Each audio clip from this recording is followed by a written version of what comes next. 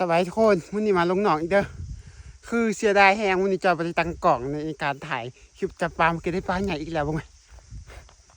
คือจอยกลุ่มจนวันนักกว่าที่จอยกลุ่มปลาในมือนั่นอีกว่าแสะนึงเครื่องอีกอย่างจนเปียกหอดคอยังแต่หัวยังว่าเปียกนะใช่บอกว่ามันปลาอีกอย่างอันนี้มันตุกจอยมาใส่เลยถ่วงปลานี่จอยสิไปปลาก่อนทุกคนคือจอยถิ่มไว้ในอันกลางหน้าเด้อคือแบบปลาในอยู่เนียนแค่ก่อนที่จอยกลุ่มแล้วจอยบ้าวันทุกคนตอนนี้มันตุ้ยแล้วตอนนี้ยังจักว่ามันหนามมันลดลงแล้วตะควายอาจจะนอนเต็งเหมือนบ่อแล้วก็เลยตุยตอนนี้จอยมาลงมือนี่มันจะได้ปลาขอตัวหนึ่งโคตรตัวใหญ่พี่หน่ออยู่กลางหน้าพุ่นจอยกุมตังโคตรหลายเถื่อนะกว่าที่ใดจอยหวาดไปจับบ่ได้หวาดไป2จับบ่ได้3 4โอ้ยจนนะกว่าที่ใดจอยจนเปียกจนยังแต่หัวแต่ว่าเสียดายอย่างนะว่าเราไม่ได้ตั้งกล่องตอนกุมให้ทุกคนเบิ่งคือตลกเลยทุกคนว่าไงเอาบอกคิดว่าจะมีปลาคอใหญ่ขนาดนี้ปลาคอกับปลาคอแท้ปลาคอหวานแท้ว่ะอุ้ยเอาให้หยังกินดีทุกคนโคตรจากนั้นโคตรปลาคอโคตรปลาคอแท้ว่ะโคตรตัวใหญ่เอาให้หยังกินดีมันจะแสบเอากระบอกคิดนะว่ามันจะมีตัวใหญ่ขนาดนี้นะอยู่ในหนองโคตรตัวใหญ่แท้ว่ะอยู่ในหนองสรุปจะว่าไปมีหลายก็ทุกคนเรื่องปลาขอยในหนองเขาแต่ว่าจับบ่ค่อยได้มันซื่อๆเพราะมันบ่ค่อยได้เขาเอามากินตลอดแล้ว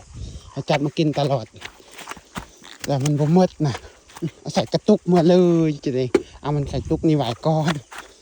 มันมีหนามอยู่นี่เขาแต่ปลานิลเยอะตัวนึงตอนนี้จักหน่อยจอยจะมาเอาหนามมาใส่เลยทุกคน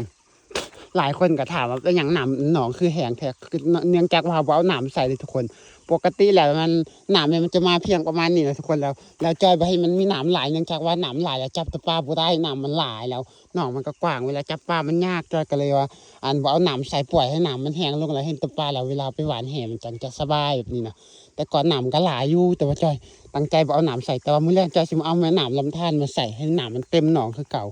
เอาปลาใดก็ได้ผู้ใดก็ยาแล้ววันนี้นะเพราะว่าจึงว่าเอาหนามมาใส่ให้มันเต็มส่วนอันนี้เขาก็จะเอามาไหวกินจอยตั้งใจมาเอามาไหวเพราะว่า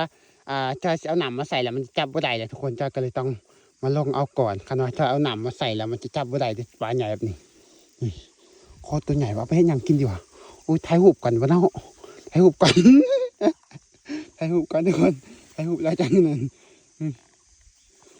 เดี๋ยวถ่ายรูปแป๊บนึง